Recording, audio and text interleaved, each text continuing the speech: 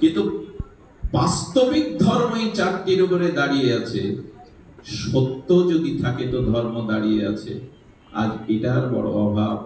সত্য থেকে আমরা অনেক সত্যাং বদ ধর্মং চর, এটাই ছিল বেদের মন্ত্র, সত্যকে আঁকড়ে ধরো। আচ্ছা, সত্য কাকে বলে?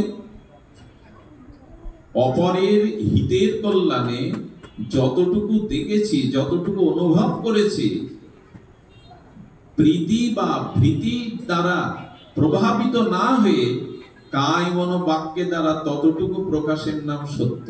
আবার বলি, যতটুকু দেখেছি, যতটুকু অনুভব করেছি, ততটুকু স্নেহ বা ভয়ে অতি আসক্ত করে, কম বেশি না করে, কায় মন বাক্যের দ্বারা, মন যা বলবে, বাক্য যা বলবে, সেই কায় মন বাক্যের দ্বারা ততটুকু অপরের হিতের জন্য প্রকাশ করার নামই সত্য। আমাদের মনে পড়ে 18 বছরের ক্ষুদেরামকে দেশবন্ধু চিত্তরঞ্জন দাস বলেছিল, ক্ষুদেরাম একবার কোর্টে দাঁড়িয়ে বলো বোমাটা তুমি ফেলোনি।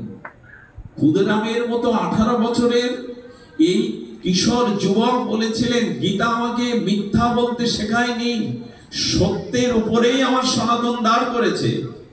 আমি ফাঁসির কাস্টে নিজে ঝুলবো ফাঁসির দড়িতে, কিন্তু মিথ্যা বলতে, একটা মিথ্যা বললে ক্ষুদিরামের এই প্রথম স্বাধীনতা আন্দোলনে শহীদ হতো না। আজ আমরা সত্যকেই যেন ভুলতে বসেছি। সত্য কি বস্তু এরপরে আমাদের খুঁজে বেড়াতে হবে, সত্য কাকে বলে। এই জন্য ধর্ম দাঁড়িয়ে আছে সত্যের উপরে, এটা আমার একটা শিথিল হয়ে গেছে। দ্বিতীয় ছিল তপস্যা।